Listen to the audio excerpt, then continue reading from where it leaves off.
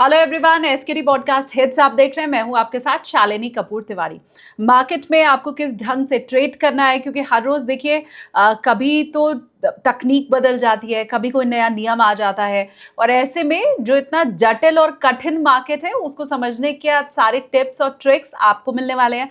Podcast में मेरे साथ है एसएनसी ग्लोबल सिक्योरिटीज के VP research Nitin Murarka sir. Podcast का पार्ट 1 आपको दिखा रही हूँ, पार्ट 2 भी बहुत जल्द आपके सामने होगा। तब तक कुछ कहना है तो कमेंट सेक्शन में कहिए और चैनल सब्सक्राइब जरूर कीजिए। बहुत स्वागत है सर आपका। थैंक यू शालिनी जी, नमस्कार। सबसे पहले तो बधाइयां मेरी आप स्वीकार कीजिए। एक नहीं, दो नहीं, ये लगातार जो प्रॉफिट पे प्रॉफिट आप बुक करते जा रहे हैं, बहुत जल्द इसका वर्ल्ड रिकॉर्ड बने, ऐसी मेरी शुभकामना।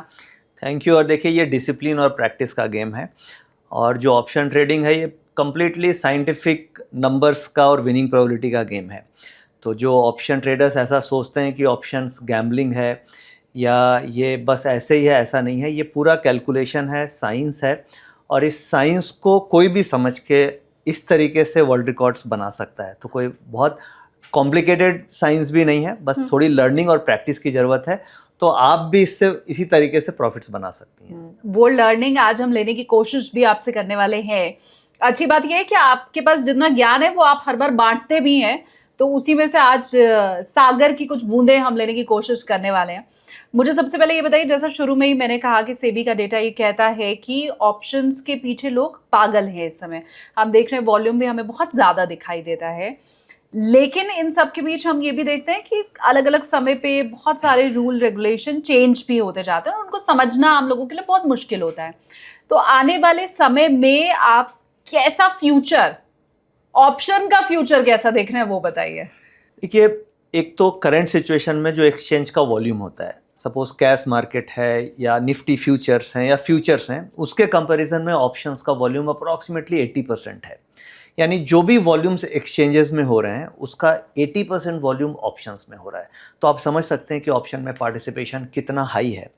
और जो ऑप्शन में मेन पार्टिसिपेंट्स हैं वो एक तो रिटेल हो गए, एफआईज हो गए, प्रोप्राइटरी फंड्स हो गए, इनका पार्टिसिपेशन काफ़ी हाई होता है। कैश मार्केट में पार्टिसिपेशन जनरली म्यूचुअल फंड्स का होता है, क्योंकि एसआईपी के रूट के थ्रू इन्वेस्टमेंट्स होती है, लॉन्ग टर्म इन्वेस्टमेंट।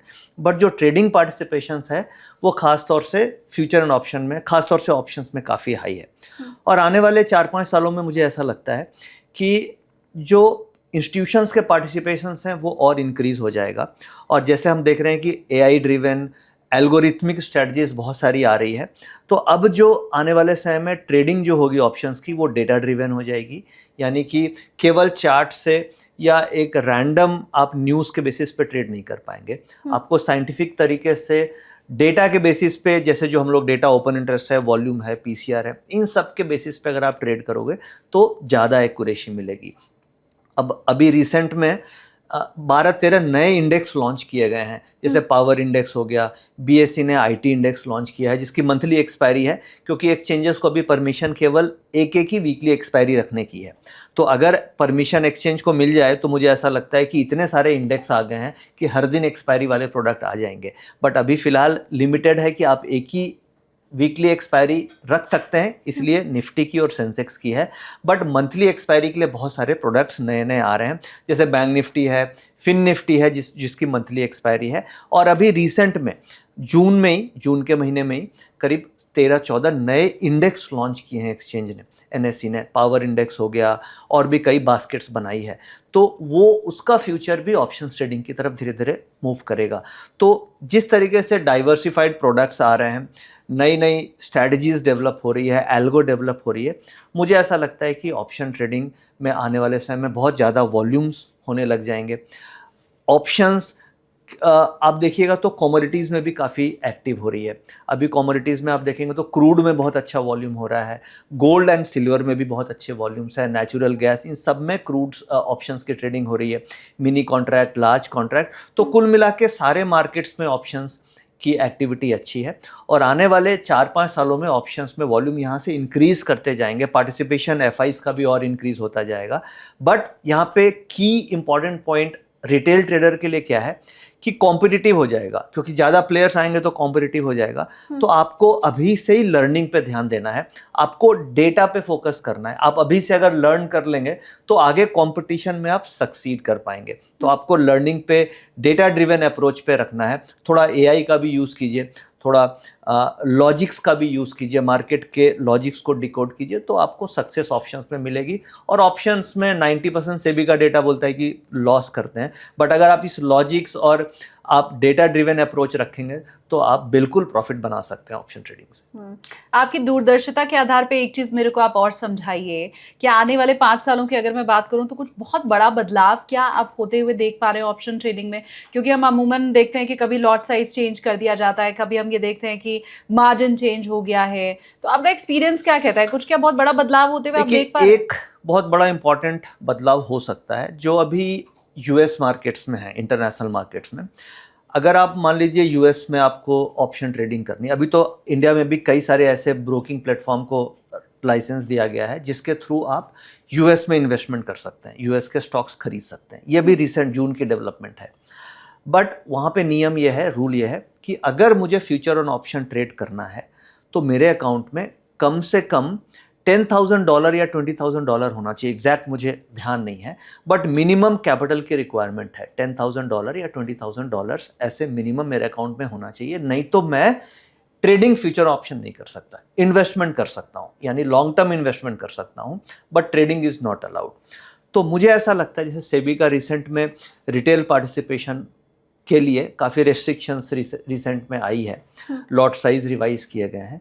हो सकता है, नॉट श्योर, 50-50% चांसेस हैं। मुझे ऐसा लगता है कि आने वाले समय में एक मिनिमम कैपिटल रिक्वायरमेंट की एक रिक्वायरमेंट हो सकती है कि मान लीजिए आपका मिनिमम 5 लाख की एक बेस कैपिटल आपके पास है, तभी आप फ्यूचर ऑप्शन कर सकते हैं। या फिर ऐसा भी हो सकता है कि आप इनकम टैक्स पेई हैं और आप इतना मिनिमम इनकम टैक्स देते हैं तो ही आप फ्यूचर एंड ऑप्शन में ट्रेड कर सकते हैं। ऐसा रेस्ट्रिक्शन इसलिए आ सकता है कि आजकल बहुत सारे ऐसे ऑप्शन ट्रेडर्स हैं जिनकी इनकम बिल्कुल भी नहीं है, या फिर वो नॉन इनकम टैक्स पेई हैं और वो फ्यूचर एंड ऑप्शन में एग्रेसिवली ट्रेड करके अपने कैपिटल को गंवा देते हैं। तो ये रेस्ट्रिक्शंस माइट भी आ सकती है जो आज के दिन में यूएस मार्केट्स में है, जहाँ पे कैपिटल की लिमिट है और कुछ रेस्ट्रिक्शंस हैं ऑप्शन ट्रेडर्स के लिए। हाँ और ना में अगर मैं आपसे पूछूं कि आपके हिसाब से ये होना चाहिए या नहीं होना चाहिए?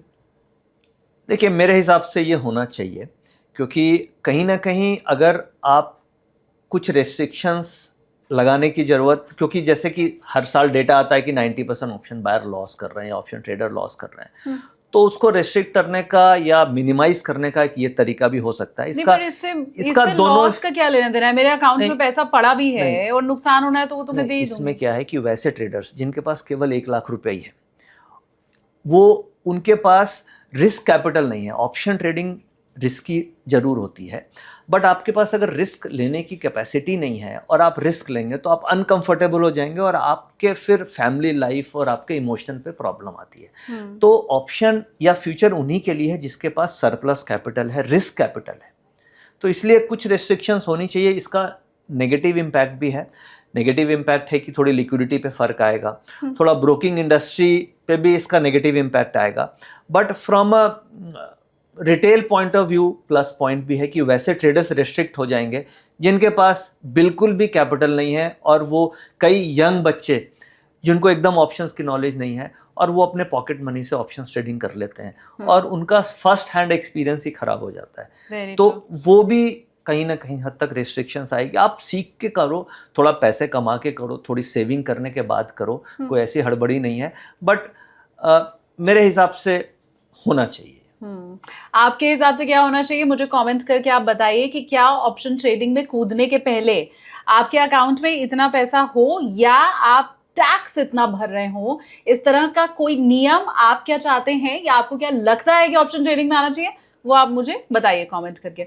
आप सर आगे बढ़ते हुए जब हम ट्रेडिंग की बात करते हैं तो एक तो हमें बहुत सारी नसीहतें, बहुत सारी सलाह मिलती हैं कि आपको ये भी चेक करना है, ये भी चेक करना है, ये भी चेक करना है। बहुत सारे चार्ट, बहुत सारे डेटा हमारे सामने आ जाते हैं। अगर मैं एक सबसे तगड़ा कुछ आपसे पूछना चाहूँ कि अगर मैं ट्रेडिंग कर रही हूँ तो मुझे वो कौन सी चीज़ है जिसके ऊपर नज़र रखनी चाहिए, क्या मुझे पीसीआर पे सबसे ज्यादा ध्यान रखना है, क्या मुझे वॉल्यूम देखना है, वीवैप देखना है, तो क्या होता है, आप कैसे करते हैं? देखिए, एक इंडिकेटर से तो ऐसा नहीं है कि आप हमेशा पूरा बॉडी टेस्ट कर सकते हैं। जैसे मान लीजिए अगर कोई हमें बॉडी में ही दिक्कत होती है तो डॉक्टर हमें 4-5 टेस्ट लिखते हैं। कभी भी एक टेस्ट से आप श्योर शॉट नहीं बता सकते कि आपको ये प्रॉब्लम का सॉल्यूशन है। फुल बॉडी चेकअप भी फुल होता है। बॉडी चेकअप होती है तो उसकी इसीलिए ऑप्शन ट्रेड कर रहे हैं तो हमें 4-5 चीज़ को देखना होता है। बट अगर उस 4-5 चीज़ में क्या क्या है मैं आपको बताता हूँ। बस फर्स्ट एंड प्राइमरी जो सबसे इम्पॉर्टेंट है वो जो मैं देखता हूँ ऑप्शन चेन का डेटा। ऑप्शन चेन का डेटा इसलिए रेलेवेंट है क्योंकि वहां पे 90% ऑफ द मार्केट के जो पार्टिसिपेंट्स हैं उस जगह पे एक्टिव होते हैं और उसकी एक्यूरेसी भी अच्छी मिलती है। तो फर्स्ट हो गया आपको ऑप्शन चेन का डेटा, जो जैसे आपने सवाल किया कि सबसे इंपॉर्टेंट चीज ऑप्शन ट्रेडर्स के लिए क्या है, तो खासतौर से इंडेक्स ऑप्शन के लिए ऑप्शन चेन का डेटा है। उसके बाद सेकंड प्राइस एक्शन इंपॉर्टेंट है क्योंकि प्राइस अगर ट्रेड हो रहा है तो प्राइस एक्शंस आपको पता होना चाहिए कि हायर हाइज बन रहे हैं या लोअर लोज बन रहे हैं, यानी ओवरऑल प्राइस का ट्रेंड क्या है। ये सेकंड फैक्टर हो गया। थर्ड, हम लोग वीवैप को बहुत इंपॉर्टेंट फैक्टर है। जैसे वीवैप क्या होता है, वॉल्यूम वेटेड एवरेज प्राइस, यानी कि जिस लेवल पे मैक्सिमम वॉल्यूम्स हो रहे हैं। तो पीसीआर तो देखना इंपॉर्टेंट है ही, बट उसके साथ साथ वीवैप भी देखना चाहिए। यानी अगर प्राइस दिन भर वीवैप के ऊपर चल रहा है इसका मतलब चांसेस है कि मार्केट ऊपर की तरफ चली जाएगी, और पूरे दिन अगर वीवैप के नीचे चल रहा है तो मोस्ट लाइकली क्लोजिंग में वीवैप के नीचे चली जाएगी। 70% ऑफ द टाइम ऐसा होगा। तो एक सिंपलेस्ट वीवैप भी देखना चाहिए। और एक और बड़ा सिंपल टूल है विक्स का मतलब यहाँ पे ये देखना है कि अगर विक्स कल के कंपैरिजन में आज नेगेटिव है तो इसका मतलब मार्केट मोस्ट लाइकली पॉजिटिव होना चाहिए, और कल के कंपैरिजन में कल की क्लोजिंग से आज विक्स पॉजिटिव चल रही है तो मोस्ट लाइकली मार्केट नेगेटिव हो सकती है। तो टोटल 4 पैरामीटर्स मैंने बताए। एक तो पीसीआर का डेटा, दूसरा वीवैप वॉल्यूम वेटेड एवरेज प्राइस, तीसरा विक्स, और चौथा प्राइस एक्शन। ये 4 सिंपल चीज देख करके आप ट्रेडिंग कर सकते हैं। इसमें से चारों में मोस्ट प्रायोरिटी क्या होगी, तो सबसे फर्स्ट रैंकिंग जाती है पीसीआर ओपन इंटरेस्ट चेन के डेटा को, और उसके बाद फिर वीवैप हो गया, विक्स हो गया, प्राइस एक्शंस हो गए। गुड। और मुझे लगता है तो ये इन 4 के ऊपर हम नजर रखेंगे तो काफी हद तक आप अच्छी ट्रेडिंग कर सकते हैं। बाकी आप अगर टेक्निकल्स देखते हैं तो इंडिकेटर्स यूज कर सकते हैं, बट ये सिंपलेस्ट फॉर्म है देखने के लिए। इसके अलावा आप चाहो तो सेक्टर हीट मैप वगैरह भी देख सकते हैं और इन डेप्थ एनालिसिस करने के लिए, बट ये सिंपलेस्ट फॉर्म है जिससे आप इजीली मार्केट के डायरेक्शन को प्रिडिक्ट कर सकते हैं। एक और मुश्किल आती है कि हम देखते हैं कि हमें ऐसा फील होता है, देखते हैं तो मैं क्या बोलूं, हमें ऐसा फील होता है कि मार्केट अब इस रेंज को तोड़ रहा है, लेकिन फिर हमें समझ में आता है थोड़ी देर के बाद, जब हम तो अपना डिसीजन ले लेते हैं तो हमें लगता है अरे हम तो फंस गए, ये तो था ही नहीं ऐसा। हमें समझ में आता है ये तो हम फंस गए ब्रेकआउट ट्रैप में। तो ये डिसाइड करना क्या एक्चुअली बहुत मुश्किल है। देखिए, ये तो हम सबने सुना है कि आप बिल्कुल लो पे भी कुछ नहीं कर पाओगे, हाई पे भी नहीं कर पाओगे, लेकिन वो समझ ही नहीं आता ना कि लो और हाई कहाँ है। आप बात कर रही हैं रियल ब्रेकआउट और फॉल्स ब्रेकआउट की। यानी जो ब्रेकआउट्स हो रहे हैं वो जेन्युइन है या फॉल्स हैं। तो इसे पकड़ना बहुत ज़्यादा टफ नहीं है। टफ इसलिए नहीं है क्योंकि वो जो ब्रेकआउट्स हो रहे हैं, ब्रेकआउट होने का मतलब उसके पीछे फोर्स है। फोर्स का मतलब प्राइस तो मूव हो रहा है, बट प्राइस के मूवमेंट को फोर्स क्या क्या डिसाइड करते हैं। वन इज ओपन इंटरेस्ट, यानी कि ओपन इंटरेस्ट यानी जो पोजीशंस बन रही है, और पोजीशंस को बनाने में लगते हैं कैपिटल, तभी ओपन इंटरेस्ट क्रिएट होगा। तो अगर कोई भी ब्रेकआउट हो रहा है और उसके पीछे ओपन इंटरेस्ट क्रिएट हो रही है तो इसका मतलब वो जेन्युइन ब्रेकआउट है ऊपर की तरफ। करेक्ट। अब ये ओपन इंटरेस्ट का डेटा आपको एक्सचेंज हर 3 मिनट में देती है, तो आप वहाँ से ओपन इंटरेस्ट ट्रैक कर सकते हैं। नंबर 1, मान लीजिए आप ओपन इंटरेस्ट नहीं देखते हैं तो सेकंड वॉल्यूम का डेटा हमें मिलता है। यानी हम लोग ये जानते हैं कि वॉल्यूम ब्रेकआउट होता है। कई बार हम सुनते हैं ना कि प्राइस वॉल्यूम ब्रेकआउट, यानी अगर प्राइस का ब्रेकआउट हो रहा है और उसमें वॉल्यूम का एक्सपेंशन आ रहा है तो उसे हम बोलते हैं जेन्युइन ब्रेकआउट। और कोई भी प्राइस का ब्रेकआउट हो रहा है उसमें वॉल्यूम ही नहीं आया, इसका मतलब वो हो सकता है फॉल्स ब्रेकआउट है। तो ब्रेकआउट्स को जज करने के लिए हम लोग एक तो वॉल्यूम को यूज करते हैं, उसके बाद ओपन इंटरेस्ट को यूज करते हैं, तीसरा हम लोग यूज करते हैं ऑप्शन चेन के डेटा को। यानी मार्केट सपोज कीजिए बिल्कुल साइडवेज चल रही है, एक रेंज में चल रही है, और पीसीआर का डेटा पुट कॉल रेशियो धीरे धीरे इंक्रीज हो रहा है। सपोज कीजिए 1.25 था और मार्केट 2 घंटे तक साइडवेज है, और उस 2 घंटे के साइडवेज में पीसीआर बढ़ के हो गया 1.5 और उसके बाद ब्रेकआउट हो रहा है, तो आप इसे क्या बोलेंगे? ब्रेकआउट जेन्युइन है, क्योंकि उस 2 घंटे के कंसोलिडेशन में साइडवेज में पुट कॉल रेशियो इंक्रीज करता जा रहा है। इसका मतलब हो गया कि पुट राइटिंग ज्यादा हो रही है, कॉल राइटिंग कम हो रही है, तो वो जो ब्रेकआउट है that could be a valid breakout. Suppose कीजिए वो बिल्कुल साइडवेज है और पीसीआर का डेटा उस पीरियड में बिल्कुल स्टेबल है, कोई चेंजेस नहीं हुए, 1.25 से 1.30 ही पहुंचा और ऊपर की तरफ ब्रेकआउट हुआ, तो हो सकता है वो फॉल्स ब्रेकआउट है। तो तीसरा तरीका ब्रेकआउट्स को पकड़ने का है कि आप पीसीआर का डेटा देख सकते हैं। चौथा एक और तरीका है, बहुत सारे तरीके हैं, चौथा एक और तरीका पर है। ये सब काम सेम कर रहे हैं? बिल्कुल, कंफर्मेशन आपको मिल रही है। अब मान लीजिए ऊपर का ब्रेकआउट जब भी होगा तो ऊपर के ब्रेकआउट में most of the time wicks घट जाएगी, रिवर्स कॉरिलेशन, और नीचे का ब्रेकडाउन होगा तो विक्स इंक्रीज हो जाएगी, रिवर्स कॉरिलेशन। अगर आप ऐसा देखते हैं कि प्राइस ऊपर का ब्रेकआउट हुआ और विक्स डिक्रीज नहीं हुई, कोई खास फर्क नहीं पड़ा, तो again that is a false breakout.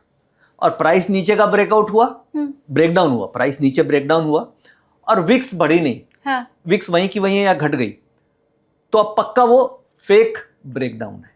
अब टेस्ट कर लेना लाइव मार्केट में कि प्राइस अगर झटके से नीचे गई और विक्स अगर ऊपर नहीं गई तो मार्केट वहीं से बाउंस कर जाएगी। ठीक है, तो ये बहुत सारे मेथड्स हैं, आप फॉल्स ब्रेकआउट्स एंड ब्रेकडाउन्स को इजीली कैच कर सकते हो। एक और तरीका है, पांचवा तरीका, डिलीवरी का डेटा। डिलीवरी का डेटा एक्सचेंज की तरफ से हमें मिलता है। मान लीजिए कल मैंने देखा कि किसी स्टॉक में एवरेज डिलीवरी 30 दिन की होती है, 30% की, और कल मैंने देखा कि 60% की डिलीवरी उठी है, क्योंकि ये end of the day data आता है। हाँ। और आज लाइव मार्केट में उस स्टॉक में ऊपर का ब्रेकआउट हो रहा है, तो मुझे ये दिख जाएगा कि कल 70% डिलीवरी उठी, एवरेज 30% होती थी, तो ये जेन्युइन ब्रेकआउट है। तो आप डिलीवरी डेटा से भी कंफर्म कर सकते हैं। तो 4-5 तरीके हैं जिसको आप देख के फॉल्स ब्रेकआउट है या जेन्युइन ब्रेकआउट है कैच कर सकते हो। तो यही तो मैं बोलना चाह रहा हूँ कि आने वाले फ्यूचर में अगर आपको फ्यूचर ऑप्शन ट्रेड करनी है तो ये सब चीज़ों को समझना होगा, क्योंकि मार्केट कॉम्पिटिटिव होने वाली है, एआई आ गया है और पार्टिसिपेशन एफआईज का इंक्रीज हो रहा है। तो हमें इन सब चीज़ों को सीखना होगा और सीख करके आप आराम से false and genuine breakout catch out कर सकते हैं। आपने अभी हमने जितनी देर पे बात की उसमें 2 बार एआई का जिक्र किया है। हाँ। अब एआई का मैं ट्रस्ट तो किसी रिसर्च के ऊपर भी नहीं करती हूँ, तो वहां कैसे कर लूं जहां पे पैसा लगाना है? देखिए अभी क्या हो, जब आप मैनुअल ट्रेडिंग करते हैं तो आपको डिसीजन मेकिंग में कई बार इमोशंस आ जाते हैं। एआई ट्रेडिंग का मतलब हो गया एल्गोरिथमिक ट्रेडिंग, यानी कि जो मान लीजिए रूल्स हमने बनाए कि हमें पीसीआर पॉजिटिव है तो ट्रेड लेना है बाई साइड में, वीवैप के आसपास एंट्री करनी है, एडवांस डिक्लाइन रेशियो पॉजिटिव है तो बाई साइड लेना है, हीट मैप का ये फैक्टर्स हैं तो हमें ट्रेड करना है। तो हम ये सारे रूल्स को कोड कर सकते हैं और सिस्टम को इंस्ट्रक्शन दे सकते हैं कि ये जब रूल्स फॉलो ट्रिगर हो तो आप ट्रेड ले लो, यहाँ पे इमोशंस आपके खत्म हो जाते हैं। तो ये बेसिकली एआई का कॉम्बिनेशन हो गया इसमें, और इस रूल को आप आज के समय में पूरा बैक टेस्ट कर सकते हैं ताकि आपको समझ में आ जाएगा कि हिस्टोरिकली इसकी एक्यूरेसी कैसी रही है। तो अभी क्या होता है, जो भी ट्रेडर्स ट्रेड करते हैं रिटेल, उनके रैंडम कोई थॉट आया और उसके ऊपर ट्रेड इनिशिएट कर दिया। जब आप एआई और एल्गो का यूज करेंगे तो आप अपने थॉट को पूरा बैक टेस्ट कर सकते हैं, और बैक टेस्ट करने के बाद उसकी विनिंग प्रोबेबिलिटी, उसकी एक्यूरेसी, हिट रेशियो सभी कुछ निकाल करके आप डिप्लॉय कर सकते हैं। भाई एफआईज इसी तरीके से तो करते हैं। एफआईज तो ऐसा नहीं है कि बैठ करके चार्ट देख रहे हैं, डेटा देख रहे हैं, रैंडम ट्रेड कर रहे हैं। अगर मुझे कैपिटल डिप्लॉय करनी है 200 करोड़ 500 करोड़ जो एफआईज करते हैं, हाँ। तो क्या पॉसिबल ही नहीं है इस तरीके से ट्रेड करना? पूरा एल्गोरिथमिक और ऑटोमेटेड ट्रेडिंग होती है तभी जाकर के इतना बड़ा कैपिटल डिप्लॉय हो पाता है। रिटेल ट्रेड कर रहा है 1-2 लाख से, तो वो चार्ट देख करके ट्रेड कर रहे हैं। तो इसीलिए उससे इमोशन को ख़त्म करना, बड़े कैपिटल पे अगर आपको काम करना है तो किसी न किसी तरीके से आपको एल्गो, एआई इनका यूज़ करना पड़ेगा। एल्गो का एक और सिंपल यूज़ मैं आपको बताता हूँ, मैं भी करता हूँ कई बार। जैसे मान लीजिए कभी कभी मार्केट समझ में नहीं आ रही, चार्ट्स जब आप देखते हैं तो चार्ट्स जब आप देखेंगे तो जैसी मेरी पोजीशन होती है वैसी कई बार ट्रेडर को दिखता है। अगर मैंने पुट ले रखी है तो मुझे हर बार लगेगा कि मार्केट गिर जाएगी, और अगर मैंने कॉल ले रखी है तो मुझे चार्ट भी दिखती है कि मार्केट ऊपर जाएगी। ऐसा होता है। हाँ, एकदम। आप ऐसा करो कि ग्राफ तो हर जगह फ्री में अवेलेबल है, एनएससी की वेबसाइट में भी है, मनी कंट्रोल में भी है। आपने कोई भी पोजीशंस लेने के पहले उस चार्ट की फोटो खींचो और चैट जीपीटी को दे दो, और उसको बोलो कि भैया जरा ये ट्रेंड एनालिसिस करके मुझे बता दो कि ये जो ट्रेंड बन रहा है या क्या पॉजिटिव बन रहा है या नेगेटिव बन रहा है। आपको चैट जीपीटी वहाँ पे ट्रेंड एनालिसिस करके बता देगा कि हायर हाई बन रहे हैं, वॉल्यूम आ रहे हैं नीचे से, लोअर लोज बन रहे हैं, चार्ट पैटर्न्स क्या बन रहे हैं। तो कम से कम आपको एक ऑटोमेटेड कुछ आइडिया तो लग जाएगा कि मुझे क्या करना चाहिए, कॉल लेना चाहिए, पुट लेना चाहिए। तो इस तरीके से भी आप एआई का यूज़ कर सकते हो। शायद मैंने कभी ये किया नहीं है, इसलिए मुझे ट्रस्ट नहीं हो पा रहा है। मेरे आप व्यूअर मुझे बताएं। करके देखिएगा, और जो व्यूअर देख रहे हैं आप इसको करके देखना कि आप कोई भी ट्रेड ले रहे हो, कोई भी ट्रेड लेने के पहले आपका दिल किया कि मुझे कॉल ऑप्शन लेना है, और आप उस ट्रेड को लेना, या लेने के पहले फोटो खींच के चार्ट की चैट जीपीटी को देखना और उसकी एक्यूरेसी आप टेस्ट करना 1 हफ्ते में कैसी ट्रेस्ट आती है। तो वो, क्योंकि वो ऑटोमेटेड मॉडल है, वो आपको जो भी बताएगा विदाउट इमोशन बताएगा, जो भैया दिख रहा है चैट जीपीटी आपको वही बताएगा। आप करके देखो, आपको अपने आप से ज्यादा एक्यूरेसी उसमें मिलेगी। शानदार। और अगर आपने कभी प्लीज एआई का यूज किया है ट्रेडिंग के लिए तो मुझे वो आप कमेंट करके बताइए। अच्छा, क्योंकि ये एआई की बात हो ही रही है, हमने देखा कि मार्केट में बहुत से खासकर मार्केट वाले एआई एप्स अवेलेबल इस समय हैं। उनमें बहुत से ऐसे भी हैं जो जिनका प्रीमियम सब्सक्रिप्शन भी रहता है। क्योंकि आपने चैट जीपीटी का जिक्र किया है, इसलिए मैं ये पूछना चाहती हूँ कि मैं चैट जीपीटी जो कि सबके पास अवेलेबल है, बहुत यूजर फ्रेंडली है, हमको आदत लग चुकी है, उसका ही हम यूज कर लें, या लोग ये कह रहे हैं कि भाई मार्केट के लिए तो अलग एआई होना चाहिए, तो ये वाला यूज करो, उधर जाए? देखिए, वो एडवांस मॉडल्स हैं, उसमें स्ट्रेटजीज अलग अलग हो सकती है। एकदम सिंपलेस्ट तरीका तो मैंने अभी बताया कि चार्ट्स को आप एक बार डाल करके चार्ट एनालिसिस कर सकते हैं। मान लीजिए आप कोई इंडिकेटर ही लगा दीजिए, उसमें सिंपल एक मूविंग एवरेज लगा दीजिए और उसका स्क्रीनशॉट दे करके आप एक एनालिसिस आपको मिल जाएगी। बट जरूरी नहीं है कि आप कोई सब्सक्रिप्शन लें, ट्रेडिंग सब्सक्रिप्शन, क्योंकि उसके अलग मॉडल्स हो सकते हैं। अभी तो इंपॉर्टेंट ये है कि आपको फेथ होना चाहिए कि उसकी एक्यूरेसी आपसे ज़्यादा बेहतर आ रही है कि नहीं। और यहाँ पे इंपॉर्टेंट है कि अपने जो इमोशंस हैं, हमारे जो ट्रेडिंग इमोशंस है, उसको हम कैसे ऑटोमेट करें। तो ये एक सिंपलेस्ट तरीका है जिससे आप अपने ट्रेडिंग इमोशंस को कंट्रोल कर सकते हैं। अब मैं आगे बढ़ते हुए थोड़ा इन्वेस्टमेंट के ऊपर भी चर्चा कर लेती हूँ जी। हालांकि ये पहली बार है जब सर के साथ मैं इन्वेस्टमेंट पे चर्चा करने जा रही हूँ। मार्केट इधर बीच बहुत उथल पुथल भरा रहा है। लॉन्ग टर्म इन्वेस्टमेंट भी जिसने किया है उसे भी समझ नहीं आ रहा है क्या करें, क्योंकि हमने देखा है 24 में भी बहुत कुछ मिला नहीं, 25 में भी बहुत नहीं मिला, 26 में रही सही कसर जो थी वो पूरी हो गई। जब भी आप किसी एक्सपर्ट से बात करो तो वो ये कहते हैं कि ईयरली तो जो आपका पोर्टफोलियो है उसको रिव्यू आपको करना चाहिए। अब रिव्यू कैसे करूं, ये सबसे बड़ा एक कठिन सवाल हो जाता है। फिर कई बार हम देखते हैं कि एक ही सेक्टर के हमने 2, 3, 4 शेयर्स रखे हुए हैं, तो उनमें किनको छोड़ें और किनको पकड़ें, ये अलग एक समस्या रहती है। क्योंकि पैसा तो मेरे पास उतना ही है ना सर, इधर से निकालूंगी तब उधर लगाऊंगी, नया पैसा तो ला नहीं सकती। तो क्या कोई ऐसा तरीका आप मुझे बता सकते हैं कि मैं कैसे पोर्टफोलियो रिव्यू करूं, कौन सा शेयर रखूं, कौन सा अच्छा है नहीं है, कोई ईजी सा आसान सा तरीका?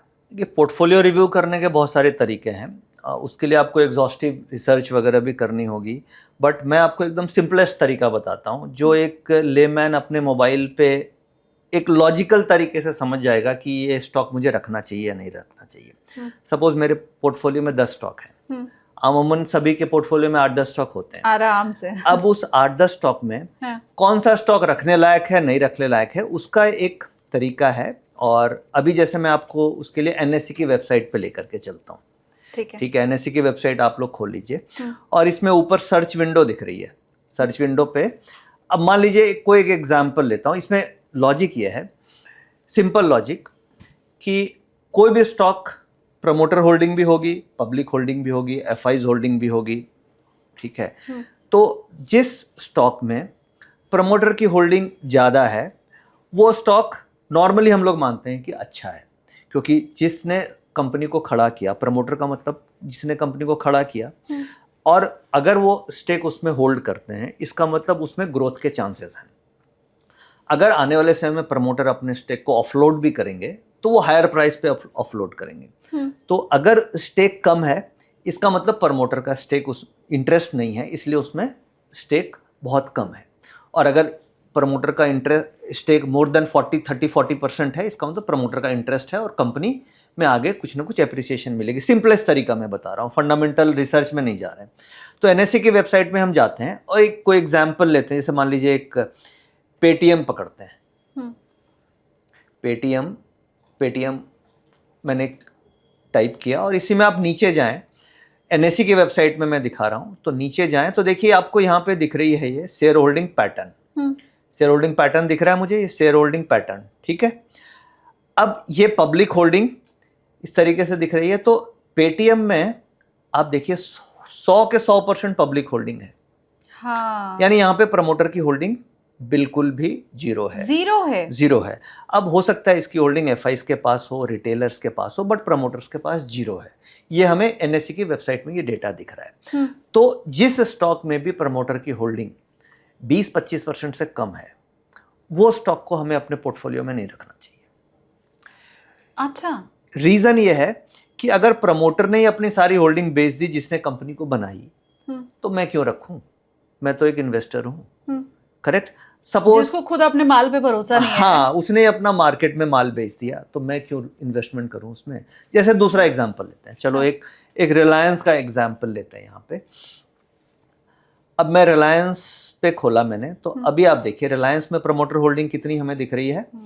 रिलायंस में आप देख सकते हैं कि 50% प्रमोटर होल्डिंग है, और 50% पब्लिक की होल्डिंग है। यानी कि अभी भी promoters of Reliance is holding 50% of share holding of the company. तो आप देखिए, अब मान लीजिए मैं प्रमोटर हूं, मेरे पास 50% है, मुझे आने वाले समय में अगर ऑफलोड भी करना है तो मैं करंट भाव पे तो नहीं करूंगा ना। प्राइस ऊपर जाएंगे तभी मैं होल्ड कर रहा हूं, क्योंकि मुझे कॉन्फिडेंस है कि कंपनी के प्राइस ऊपर जाएंगे।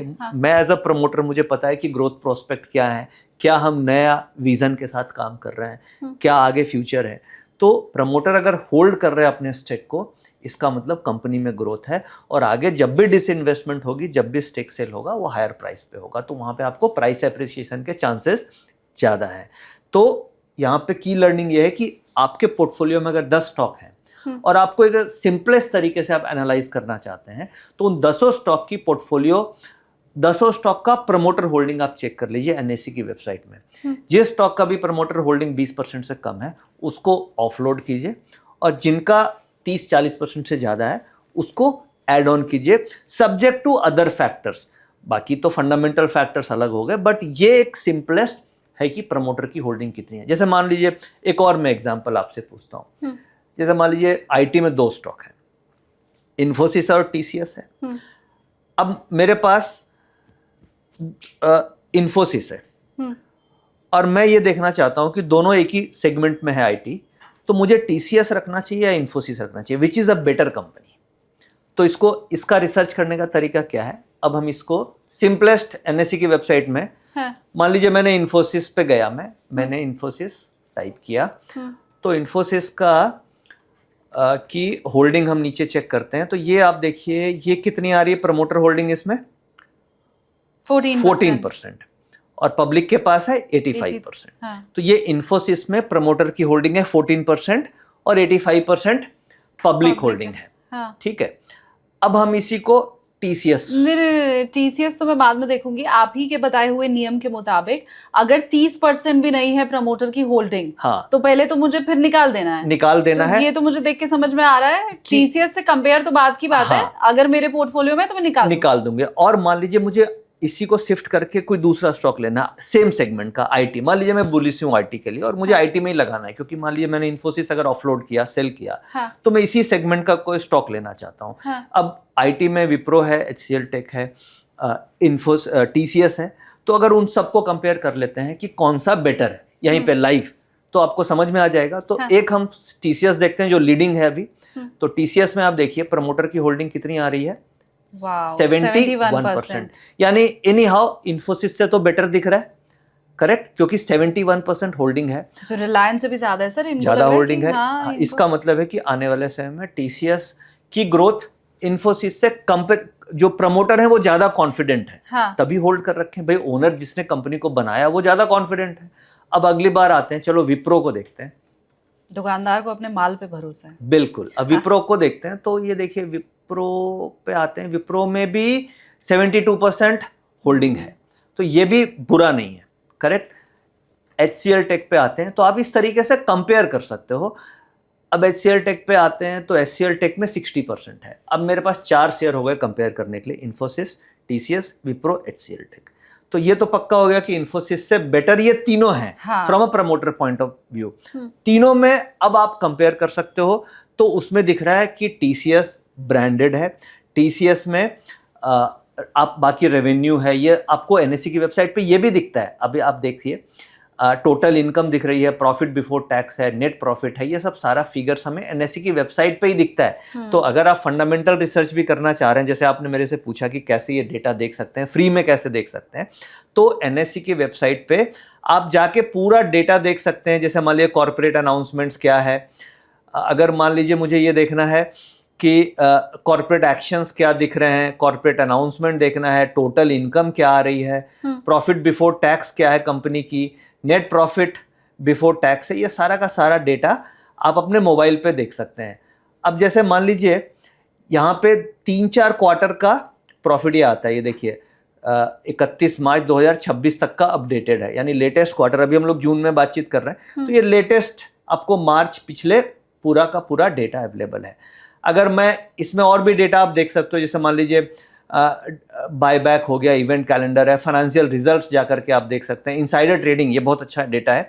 इनसाइडर ट्रेडिंग के अंदर क्या दिखता है कि प्रमोटर्स भी अपने स्टेक्स, इनसाइडर का मतलब हुआ प्रमोटर्स, इनसाइडर्स का मतलब प्रमोटर, और प्रमोटर भी अपने शेयर की खरीद बिक्री करते हैं, उनको डिस्क्लोज करना होता है।